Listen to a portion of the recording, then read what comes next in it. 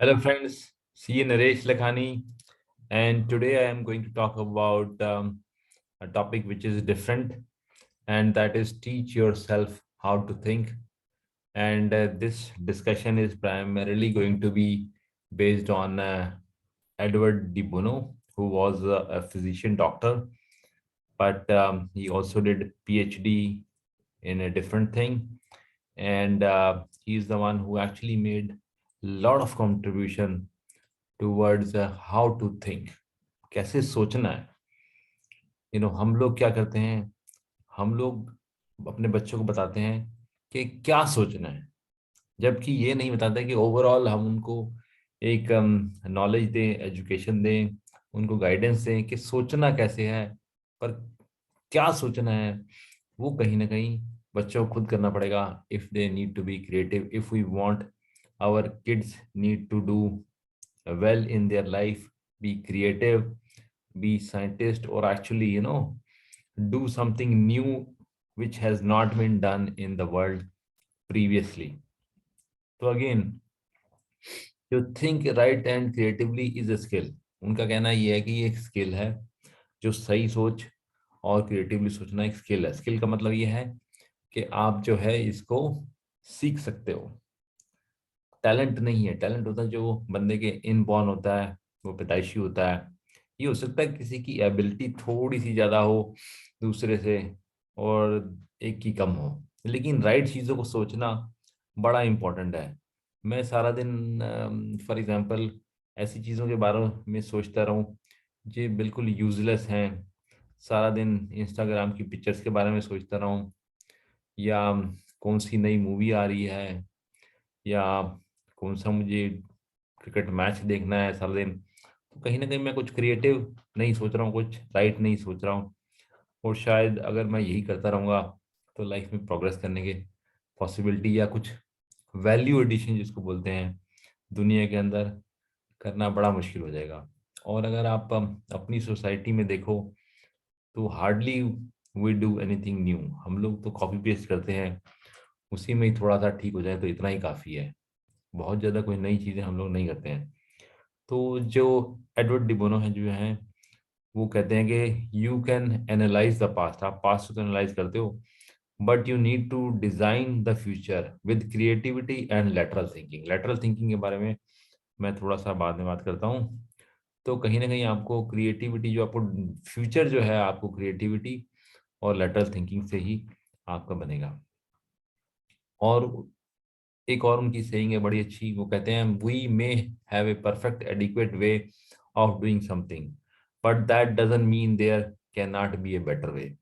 तो जो नॉर्मली हमें नजर आता है कि ये चीजें सही हो रही हैं, कार चल रही है, सड़क पे चल रही है, बिल्कुल सही तरीका है, कोई प्रॉब्लम नहीं है, ड्राइवर के साथ चल रही है, बट जैसे आजकल ड्राइवर लेस कार बन रही, तो किसी ने सोचा कि नहीं, इससे बेटर तरीका भी हो सकता है, एक ड्राइवरलेस कार भी हो सकती है, जो मे बी एक आम इंसान से ज़्यादा बेटर जजमेंट हो और कम एक्सीडेंट उसमें हो। तो ये एक अलग तरीके की थॉट है। सिमिलरली पहले भी टैक्सीज चलती थी, लोग सड़कों पे हाथ दे के रोकते थे या फ़ोन करते थे, फिर वेट करते रहते थे। लेकिन किसी ने सोचा कि नहीं, इन सबको कंसोलिडेट करके इनको जो है कहीं ना कहीं किसी एप्लीकेशन के साथ इनको सारों को एक प्लेटफॉर्म पे लाया जाए, और दूसरी तरफ एप्लीकेशन से यूज़र होगा, एक तरफ एप्लीकेशन पे जो है जो टैक्सी कैब ड्राइवर होंगे, और किस तरह से दोनों को कनेक्ट कर दिया जाए, तो कैसी चीज़ें आसान बन गई। इसी तरह से जो है खाने की भी जो रेस्टोरेंट है, काफ़ी सारे कनेक्ट हो चुके हैं, डिफरेंट प्लेटफॉर्म सबको मालूम है। कभी आपने लेकिन सोचा कि हमारे यहाँ पर नोबेल प्राइज क्यों नहीं आते? मुझे बड़ा दुख होता है सोच के कि मोस्ट ऑफ द जो नोबेल प्राइज हैं, नॉर्मली जो साइंस, आर्ट या किसी भी चीज़ में जो मिलते हैं, वो 95% जो है वेस्टर्न वर्ल्ड वालों को ही मिलते हैं। यूएस ने 300 से ज़्यादा नोबेल प्राइज जीते हैं। उसके बाद है यूके जिसने अबाउट 125 27, फिर जर्मनी, स्वीडन है 30 35। हमारे यहाँ हार्डली कोई होता है।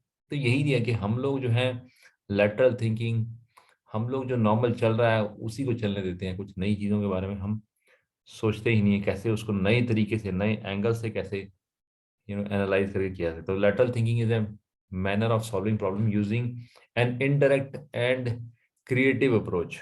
तो ऐसी अप्रोच जो पहले नहीं की गई थी, नई अप्रोच, और लेकिन रीजनिंग के साथ, लॉजिक के साथ। हो सकता है कि वो जो लॉजिक है अभी सेंस ना बन रही हो, लेकिन लॉन्ग रन के अंदर जब आप करेंगे उसको सोल्यूशन फाइंड करेंगे। तो जैसे मैंने आपको दिया ऊबर का एग्जांपल, ऊबर ने एग्रीगेट कर दिया और भी जोमेटो वगैरह ने अब खाने रेस्टोरेंट वगैरह को कर दिया। तो ये एक नया आउट ऑफ द बॉक्स चीजें सोचने वाली। गूगल ने सर्च इंजन बनाया, और ऐसा सर्च इंजन बनाया कि सारी दुनिया की सारी वेबसाइट्स को इजीली एक्सेस दिलवा दी। ये सारी चीजें जो है लेटरल थिंकिंग है। बजाय कि एक एक बंदा पहले टाइप करता था एड्रेस पूरा, अगर उसमें से कुछ गड़बड़ हो गया तो कुछ आता ही नहीं था। तो it involves idea that may not be obtainable using the traditional approach. जो step by step traditional approach होती थी, उससे नहीं करके आप फोन कॉल कर रहे हो, सड़क पे खड़े होकर टैक्सी बुला रहे हो आपने एक एप्लीकेशन से। तो इस तरह से एक नई चीज का जो जिसको बोलते हैं इजाज करना, या उसको खोज करना, या उसको करना, एक यही है। और नए तरीके से सोचना लेटरल थिंकिंग है। अब lateral thinking also has to be distinguish from critical thinking. Critical thinking है कि मैं उसके बारे में जो है ना, उसकी वजह से नेगेटिव एरर्स निकाल रहा हूँ। जबकि लेटरल थिंकिंग जो है focus more on movement value, कुछ नई चीज, कुछ ऐसा आइडिया ला रहा हूं मैं, तो उसके बारे में जो है लेटरल थिंकिंग जो है नए आइडिया, नया विचार, नई सोच, काम को नए कैसे करना है। मतलब एक ऑलरेडी जो आइडिया चल रहा है, जो चीज चल रही है, उसके लिए एक नई चीज आना है। अब उसके बाद एडवर्ड de बोनो जी कहते हैं कि 2400 साल हो गए हैं, उसमें आदमी ने जो है ना ब्रेन या थिंकिंग की इम्प्रूवमेंट के ऊपर ज्यादा काम नहीं किया है। तो 40 साल में उन्होंने जो कंट्रीब्यूशन किया है, जो उन्होंने अपना, that is really really good.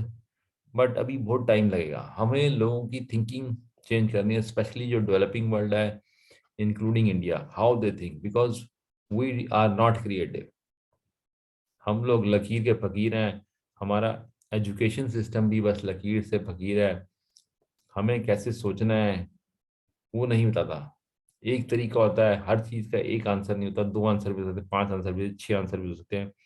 और नए तरीके जो हमें सीखना है, तो जिसको अगेन बोलते हैं out of the box thinking, boundary less thinking, और जिसका कोई ना कोई लॉजिक है। एक और एग्जांपल देता हूँ, जैसे न्यूटन थे। न्यूटन ने देखा कि सेब नीचे गिर रहा है। उन्होंने सोचा कि भैया ये सेब नीचे ही क्यों गिर रहा है, कितने लोगों ने पहले हजारों लाखों सालों से चीजें नीचे गिर रही थी, किसी ने नहीं सोचा, लेकिन न्यूटन ने सोचा। तो ये आउट ऑफ द बॉक्स या लेटरल थिंकिंग है। उन्होंने सोचा कि भाई ये सेब ऊपर क्यों नहीं जा रहा, नीचे गया। तो उन्होंने खोजा कि भाई कहीं ना कहीं, जिसको बोलते हैं एक एक मैग्नेट है नीचे अर्थ के अंदर, जो चीजों को नीचे की तरफ अट्रैक्ट करता है। अब एक आपको लाइटर नोट पे एग्जांपल देता हूँ कि मैं कहता हूँ एक बंदा है कि वो 30 फ्लोर बिल्डिंग से गिर गया है और वो बच गया, उसको कोई चोट नहीं लगी। अब आप सोचोगे यार ऐसे कैसे हो सकता है, तो मैं कहूंगा कि नहीं यार, 30 हो सकता है वो ग्राउंड फ्लोर पे बैठा हुआ था, वहीं पे बस गिरा। आप ऐसा क्यों सोचते हो कि वो 30 फ्लोर के ऊपर से ही गिर गया? ये नॉर्मल थिंकिंग है कि 30 फ्लोर के ऊपर से ही बंदा गिरा है, 30 फ्लोर की बिल्डिंग से गिरा है। जरूरी नहीं कि वो 30 फ्लोर के ऊपर से ही नीचे गिरा है, लेकिन हमारी थिंकिंग उसी तरह से हो जाती है। सिमिलरली मैं कहता हूँ कि मेरे पास 6 एग्स हैं एक बास्केट में, और 6 लोग हैं, सबको मैंने एक एक बांट दिया, तो कितने बच गए? अब नॉर्मली बंदा बोलेगा 0। अब इसका एक दूसरा out of the box thinking है कि आपने जो है उनमें से 2 एग निकाल लिए, उनको मुर्गियों ने हैच किया, उनके बच्चे हुए, वो फर्दर बड़े हुए, उनके फर्दर जो हैं बच्चे हुए, अंडे हुए। तो इस तरह से अगर आप सोचेंगे तो बड़े सारे जो है आपके